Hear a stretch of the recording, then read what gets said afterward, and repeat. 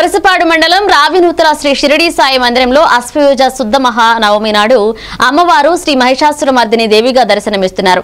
ఈ రోజు ఉభయదాతలు తుమ్మలపెంట వెంకట శైలజ, వెంకట శివ, సాయి మహేష్, వెంకట స్వర్ణలత అమ్మవారికి పూజలు జరిపి అనంతరం తీర్థ ప్రసాద యోగం జరిగింది.